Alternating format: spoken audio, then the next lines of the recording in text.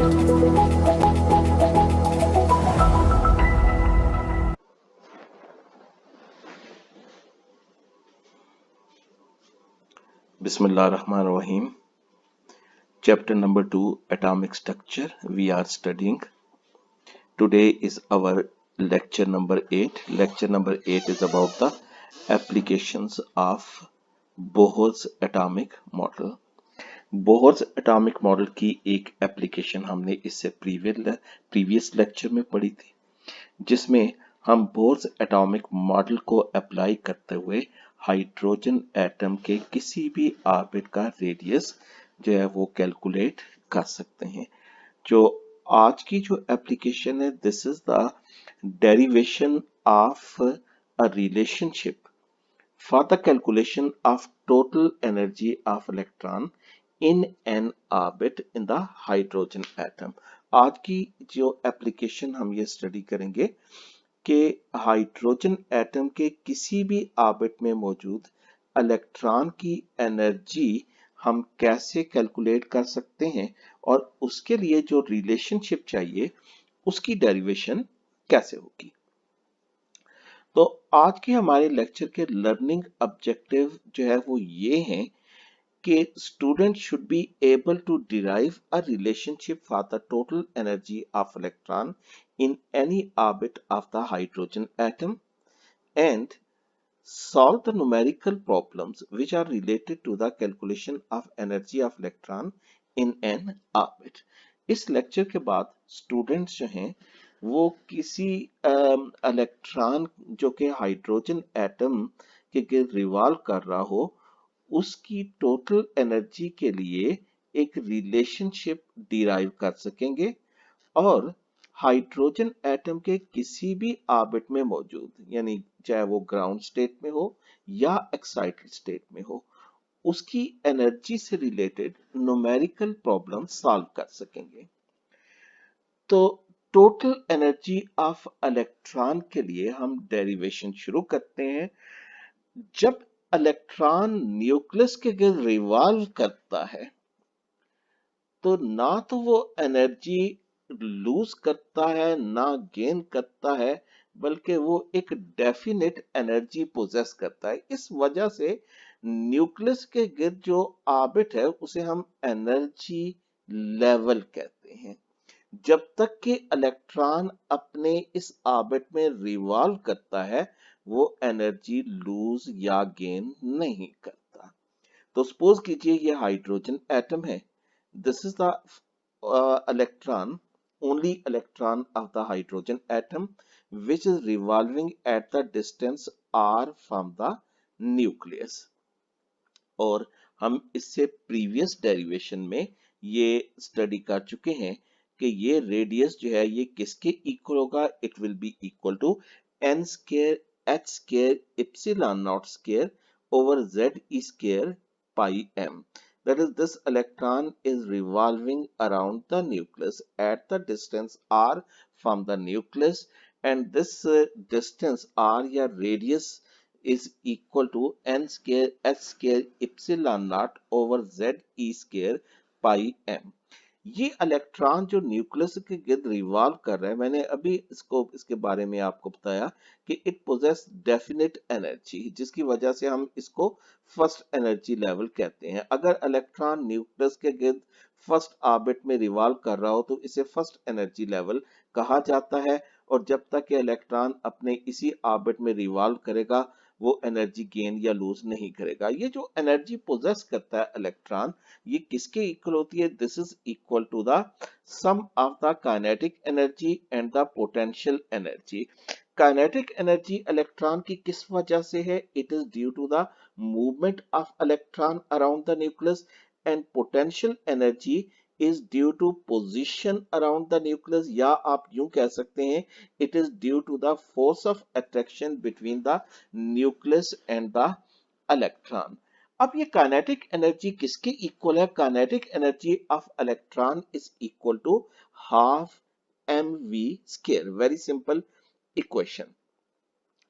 अब जो potential energy है, ये पोटेंशियल एनर्जी किसके इक्वल होगी, पोटेंशियल एनर्जी की डेरिवेशन है, लेकिन वो डेरिवेशन हमारे सिलेबस में से रिमूव कर दी गई है, इसलिए वो डेरिवेशन यहाँ पे मैं शामिल करके उन स्टूडेंट को परेशान नहीं करना चाहता जो बायो पढ़ते हैं। तो potential energy of electron directly हम इसकी वैल्यू यहाँ पे लिख लेते हैं। Potential energy of electron is equal to minus Z E square over 4 pi epsilon not R. इस इक्वेशन में Z एटॉमिक नंबर है, यानी number of proton, E is the charge on the electron, epsilon naught is the permittivity of medium and R is the radius of the orbit। अब यहाँ पे एक question arise होता है कि ये पोटेंशियल एनर्जी जो है वो आखिर नेगेटिव क्यों है। अब ये नेगेटिव जो पोटेंशियल एनर्जी का मतलब जो है वो समझते हैं।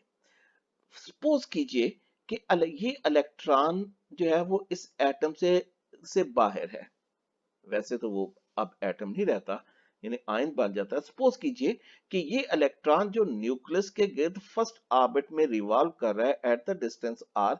फर्स्ट कीजिए कि अगर ये एटम से बाहर निकल जाता है तो उसकी पोटेंशियल एनर्जी जीरो होगी। ऐसी सूरत में ये न्यूक्लियस इसको अट्रैक्ट नहीं कर रहा होता। लेकिन अगर इस इलेक्ट्रॉन को हम न्यूक्लियस के क्लोज लाते हैं तो फिर न्यूक्लियस इसको अट्रैक्ट करना शुरू कर देता है, जिसकी वजह से अब इसकी एनर्जी डिक्रीज करना शुरू होगी। जब एनर्जी जीरो से कम होना शुरू हो जाएगी तो वो एनर्जी जो है वो नेगेटिव होगी। हत्ता कि ये इलेक्ट्रॉन जब न्यूक्लियस से डिस्टेंस आर पर पहुंचेगा तो वो अब इसके गिर्द रिवॉल्व करना शुरू कर देगा। इस डिस्टेंस आर पर जो पोटेंशियल एनर्जी इलेक्ट्रॉन पोजेस करता है वो कितनी है? It is equal to minus Z E square over 4 pi epsilon not R. तो negative sign that shows the force of attraction between the nucleus and electron. इससे यहाँ पे आप मतलब ये भी समझिए कि अगर इलेक्ट्रॉन न्यूक्लियस के गिर्द जो रिवॉल्व कर रहा है उसकी potential energy minus Z E square over 4 pi epsilon not R के बराबर है, तो अगर आप इस इलेक्ट्रॉन को न्यूक्लियस से बाहर निकालना चाहते हैं तो इसको यानी इसकी पोटेंशियल एनर्जी को जीरो करना चाहते हैं तो फिर आपको इसको कितनी एनर्जी प्रोवाइड करेंगे? आप इसको एनर्जी प्रोवाइड करेंगे plus Z E square over 4 pi epsilon not R. जब plus Z E square over 4 pi epsilon not R energy आप इसको प्रोवाइड करेंगे तो इस इलेक्ट्रॉन की एनर्जी पोटेंशियल एनर्जी जीरो हो जाएगी। तो minus sign that shows the force of attraction between the nucleus and the electron. तो इसको जो हम आपने लिखना है कैसे? The minus sign indicate that potential energy decreases when it brought from the infinity. Infinity mean outside the atom to a point at distance R from the nucleus. At infinity, infinity मैंने अभी बताया कि जब वो electron से बाहर है। The electron is not being attracted by nucleus, so its potential energy is zero. Whereas at the distance r, यानी जब वो न्यूक्लियस से डिस्टेंस r पर आता है, then it will be attracted by the nucleus and will start revolving around it at this distance, and energy of z square over 4 pi epsilon r is required to remove the electron from the atom। यानी जब ये revolve करना शुरू करेगा तो इसको यहाँ से निकालने के लिए, वापस एटम से बाहर निकालने के लिए, इसकी पोटेंशियल एनर्जी को जीरो करने के लिए कितनी एनर्जी चाहिए होगी? इसकी एनर्जी जो चाहिए होगी Z square over 4 pi epsilon not R. तो ये पोटेंशियल एनर्जी अब इलेक्ट्रॉन की कितनी हुई? Minus Z square over 4 pi epsilon not R. अब मैं आप इसको एक और एग्जांपल से जो है वो वाजे करता हूं। तो फर्ज कीजिए कि इस इलेक्ट्रॉन को निकालने के लिए सपोज कीजिएगा कि 470 किलो जूल पर मोल एनर्जी चाहिए इस इलेक्ट्रॉन को निकालने के लिए। ठीक है, तो जब हम 470 एनर्जी इसको किलो जूल पर मोल एनर्जी प्रोवाइड कर देंगे तो इस इलेक्ट्रॉन के एटम से निकल जाएगा और इसकी एनर्जी 0 हो जाएगी। तो इसका मतलब ये हुआ कि इस इलेक्ट्रॉन की अपनी एनर्जी कितनी हुई, अपनी एनर्जी हुई -470 किलो जूल पर मोल। क्योंकि जब आप 470 किलो जूल पर मोल एनर्जी इस इलेक्ट्रॉन को दे रहे हैं और उसके नतीजे में इस इलेक्ट्रॉन की एनर्जी 0 हो रही है, तो इसका मतलब ये हुआ कि इसकी अपनी एनर्जी कितनी है, -470 किलो जूल पर मोल। तो मैंने बात कहां से शुरू की थी, total energy of electron which is equal to sum of the potential energy and the kinetic energy. Kinetic energy is equal to half mv square, whereas the potential energy of electron is equal to minus ze square over 4 pi epsilon not R. फिर हमने ये discuss किया कि इसके साथ जो है वो नेगेटिव साइन जो है वो क्यों है। तो total energy of electron it is equal to sum of the kinetic energy and potential energy. Kinetic energy और पोटेंशियल एनर्जी की आप वैल्यूज पुट कीजिए। Kinetic energy is equal to half M V square plus potential energy कितनी है, -ze² over 4 pi epsilon not R. ये plus और minus ये minus हो गए, so half M V square -ze² over 4 pi epsilon not are. इसे आप equation 1 कह लीजिए। अच्छा, रेडियस की जो डेरिवेशन में आपने ये स्टडी किया था कि वी स्क्वायर, ये वी स्क्वायर कहां से आया कि सेंटीपीटल और सेंटीफ्यूगल फोर्सेस को जब आपने कंपेयर किया था तो वहां से वी स्क्वायर की वैल्यू जो है वो आपने यूं कैलकुलेट की थी ze² over 4 pi epsilon not R. आप ये वी स्क्वायर की वैल्यू आप क्या कीजिए, आप यहां पर इस इक्वेशन 1 में सब्स्टिट्यूट कर दीजिए। तो अब अगर आप सब्स्टिट्यूट करते हैं ये वी स्क्वायर की वैल्यू यहाँ पे इक्वेशन 1 में वी स्क्वायर की जगह, तो ये अब आपके पास रिलेशनशिप क्या बन गई, it is equal to half M into ये सारी वी स्क्वायर की value minus ze² over 4 pi epsilon not R, ये जो पोटेंशियल एनर्जी थी। अच्छा, ये m इस m से कैंसिल हो गया, 2 इस 4 से मल्टीप्लाई हो गया। तो अब ये रिलेशनशिप जो है ये क्या हो जाएगी, ये रिलेशनशिप आपके पास आ गई E is equal to total energy is equal to ze² over 8, ये 2 into 4 8 pi epsilon not R minus ये वो पोटेंशियल एनर्जी की value ze² over 4 pi epsilon not R. अब यहां से आप ze² over 4 pi epsilon not R common ले लें, तो ये आपके पास बाकी क्या रह गया, 1/8 माइनस 1/4। तो इसका एलसीएम लेके सॉल्व करें तो ये आंसर क्या आ जाएगा, -1/8। तो -1/8 को मल्टीप्लाई जब आप करेंगे तो टोटल एनर्जी आप किसके इक्वल होगी, -ze² over 8 pi epsilon not R के। आप इसे इक्वेशन 2 कह लीजिए। अब इस रिलेशनशिप पे R for the radius of orbit, आपने रेडियस इससे पहले वाली डेरिवेशन में क्या कैलकुलेट किया था, वो आर जो था it was n² epsilon not over ze² pi m। अब आपने यूं करना है कि आर की ये वैल्यू आप यहाँ पे आर की जगह इक्वेशन 2 में सब्स्टिट्यूट कर देनी है। तो जब ये आप सब्स्टिट्यूट करेंगे तो ये आपके पास क्या आ गया, energy is equal to total energy is equal to -ze² over 8 pi epsilon naught into ze² pi m over n² h² epsilon naught। तो आप इसको मल्टीप्लाई कीजिए, mine total energy is equal to -z² e4m over 8 n² h² epsilon naught। तो ये आपके पास ये पाई यहाँ पे पाई से कैंसिल हो गया, ठीक हो गया जी। बाकी ऊपर क्या रह गया, z से मल्टीप्लाई हो गया z², ई स्केयर ये E4 हो गया, ये m ओवर 8 पाई कैंसिल हो चुका, n स्केयर h स्केयर और ये इप्सिलॉन नॉट जो परमिटिविटी कांस्टेंट है से दूसरे परमिटिविटी कांस्टेंट से मल्टीप्लाई हुआ, तो total energy is equal to minus Z square E4m over 8 n square h square epsilon not. इसे आप टोटल एनर्जी ऑफ इलेक्ट्रॉन जो है ये कह लीजिए। ठीक है जी। तो या फिर यहाँ पे n स्केयर को अगर आप सेपरेट कर लें, z square E4m over 8 h square epsilon not square into 1 over n1 square. अब ये z जो है ये एटॉमिक नंबर है, हाइड्रोजन के लिए एटॉमिक नंबर 1 है। तो हाइड्रोजन एटम के किसी भी जो फर्स्ट ऑर्बिट में या उसको nth ऑर्बिट कह लें, उसमें एनर्जी किसके इक्वल हो जाएगी, it is E4m over 8 h square epsilon not square into 1 over n square. अब इसमें n स्केयर को छोड़ के बाकी तमाम जो है वो कांस्टेंट वैल्यू है, फिक्स वैल्यू है।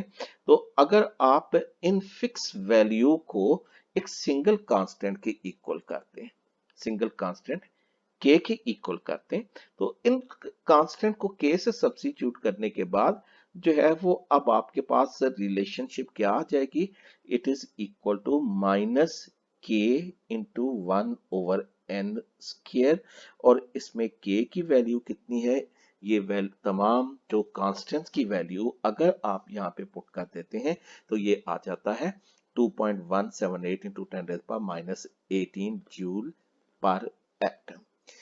तो अब अगर आप यहाँ पे k की जगह ये वैल्यू पुट कर दें तो अब आपके पास रिलेशनशिप क्या आ गई, -2.178 into 10⁻⁻18 into 1 over n square joule per atom. यहाँ से ये जूल जो है इसको आप ओमिट कर दीजिएगा, ये मल्टीप्लाई नहीं होंगे, यानी जूल स्क्वायर नहीं होगा। आप इस रिलेशनशिप को अप्लाई करके हाइड्रोजन एटम के किसी भी ऑर्बिट नंबर n की एनर्जी कैलकुलेट कर सकते हैं। फिर देख लीजिए कि यहाँ पे जो माइनस साइन है ये किसको शो करेगा, it will show the force of attraction between the nucleus and the electron. तो अगर आपके पास हाइड्रोजन एटम के अलावा दूसरे ऐसे आयन हैं like helium ion, lithium ion या बेरिलियम आयन जिनमें एक इलेक्ट्रॉन है, तो उनके में जो है वो किसी भी ऑर्बिट में मौजूद इलेक्ट्रॉन की एनर्जी कैलकुलेट करने के लिए आपको z का फैक्टर यहाँ पे सब्स्टिट्यूट करना पड़ेगा। In total energy of electron will be equal to minus Z square k into 1 over n square. ठीक है, या minus Z square into 2.178 into 10⁻⁻18 into 1 over n square joule per atom. तो ये relationship आप hydrogen atom के लिए भी apply कर सकते हैं और दूसरे आयन जिनमें एक इलेक्ट्रॉन होता है उनके भी लिए अप्लाई कर सकते हैं। आपने करना क्या है कि z की जगह आपने एटॉमिक नंबर्स जो है वो पुट करना है और n की जगह आपने नंबर ऑफ ऑर्बिट सब्स्टिट्यूट करना है। तो ये जो रिलेशनशिप है क्वेश्चन नंबर 7 से शो हो रही है, ये एनर्जी की बहुत ही स्मॉल अमाउंट शो करती है, बहुत ही स्मॉलर यूनिट में एनर्जी को शो कर रही है इन the unit of joule per atom. तो इसको अब अगर हम लार्जर यूनिट में किलो जूल पर मोल में कन्वर्ट करना चाहते हैं तो फिर क्या करेंगे, तो इसको जो 1 मोल के लिए अगर करनी है, यानी Avogadro number of atom 6.02 into 10⁻23, तो फिर आप इसको 6.02 इंटू 10⁻23 से मल्टीप्लाई कर देंगे, ये 1 किलो जो है वो मोल के लिए हो जाएगी। तो किलो जूल के लिए अगर आपने इसको कन करना है तो फिर इसको 1000 से अब डिवाइड कर दें, तो ये अब आपके पास क्या आ जाएगा, अगर आप 6.02 इंटू 10⁻23 से मल्टीप्लाई करते हैं, it is not 1023, it is 10⁻23 और 1000 से डिवाइड करते हैं, तो अब आपके पास एनर्जी की वैल्यू आ जाएगी minus Z square into 1313.31 kilo joule per mole. तो इस तरह अगर आपसे एनर्जी कैलकुलेट करने के लिए कहा जाए in the units of joule per atom, तो आप इक्वेशन नंबर 7 अप्लाई करेंगे, और अगर आपसे एनर्जी कैलकुलेट करने के लिए कहा जाए in the units of kilo joule per mole, तो फिर आप इक्वेशन नंबर 8 अप्लाई करेंगे। तो अब हम देखते हैं कि हाइड्रोजन एटम के डिफरेंट ऑर्बिट में एनर्जी की वैल्यू जो है वो कितनी होगी। तो यहाँ पे हम n की वैल्यू 1 2 3 4 यहाँ पे सब्स्टिट्यूट करेंगे, तो हमारे पास रिलेशनशिप है energy is equal to minus Z square into 1313.31 into 1/n square. तो z की वैल्यू 1 है हाइड्रोजन के लिए, तो वो z हमने यहाँ से रिमूव कर दिया है। It is minus 1313.31 into 1/n square. तो अगर इलेक्ट्रॉन फर्स्ट ऑर्बिट में मौजूद है तो n की वैल्यू 1 हो गई, and energy is equal to minus 1313.31 into 1/1 square, it will be equal to 1313.31 kilojoule per मोल। अब अगर इलेक्ट्रॉन सेकंड ऑर्बिट में मौजूद है तो n की वैल्यू यहाँ पे 2 हो जाएगी, यानी 2 square, so minus 1313.31 into 1/2 square, it will be equal to minus 328.3 kilojoule per mole. और अगर इलेक्ट्रॉन थर्ड ऑर्बिट में मौजूद है तो अब एनर्जी कितनी हो जाएगी, it will be equal to minus 1313.31 into 1/3 square, it will be equal to minus 145.9 kilo joule per mole. और फोर्थ ऑर्बिट में इलेक्ट्रॉन की एनर्जी कितनी हो जाएगी, E4 will be equal to minus 1313.31 into 1/4 square, it will be equal to minus 82.08 kilo joule per mole.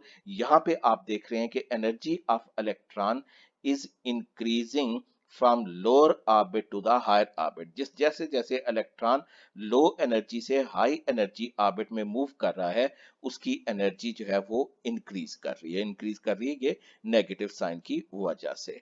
तो अगर electron जो है वो फिफ्थ ऑर्बिट में है, it will be equal to 1313.31 into 1/5 square, it's equal to minus 52.5 kilo joule per mole. और अगर electron जो है वो न्यूक्लियस के गिर्द अगर जो है वो इंफिनिटी पे है, यानी अब अगर आप उसको एटम से बाहर निकाल देते हैं तो यहाँ पे n स्केल की जगह इंफिनिटी आ जाएगा, और इंफिनिटी की वैल्यू 0, तो 1313.31 इंटू 1/infinity और 1/0, it will be equal to 0 kilo joule per mole.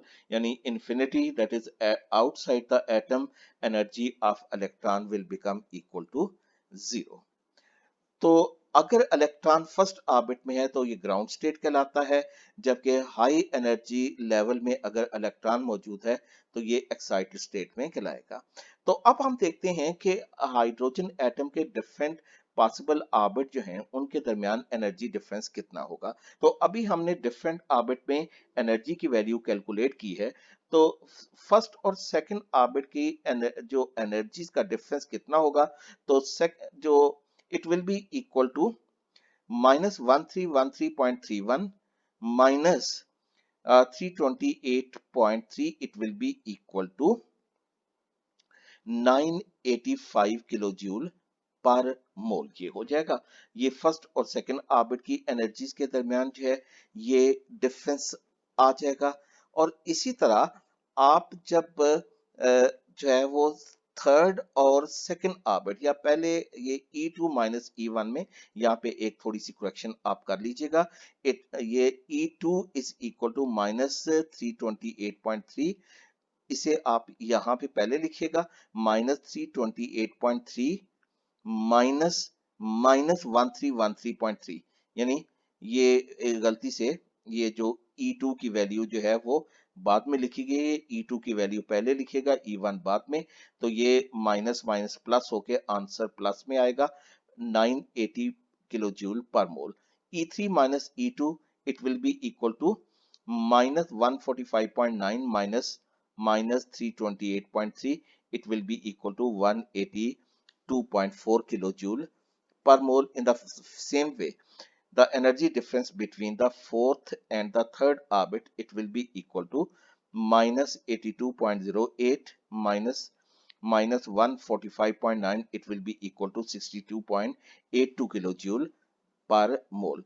तो यहाँ पे आप ये देख रहे हैं कि energy difference between the adjacent orbits that goes on decreasing from low to higher orbit, यानी फर्स्ट और सेकंड ऑर्बिट के दरमियान एनर्जी डिफरेंस जो है वो ज्यादा है, थर्ड और सेकंड ऑर्बिट के दरमियान एनर्जी डिफरेंस उससे कम है, और फोर्थ और थर्ड ऑर्बिट के दरमियान एनर्जी डिफरेंस इवन उससे लेस है। जैसे आप जो है यहाँ पे देख रहे हैं कि ये फर्स्ट और सेकंड ऑर्बिट के दरमियान energy difference 985 kilo joule per मोल, सेकंड और थर्ड ऑर्बिट के दरमियान energy difference 182.4 kilo joule per mole, और फोर्थ और थर्ड ऑर्बिट के दरमियान energy difference 62.82 kilo joule per mole, यानी एनर्जी डिफरेंस डिक्रीज कर रहा है with the increase in the distance between the orbits। अब वापस जरा हम प्रीवियस कैलकुलेशन की तरफ अगर चलें,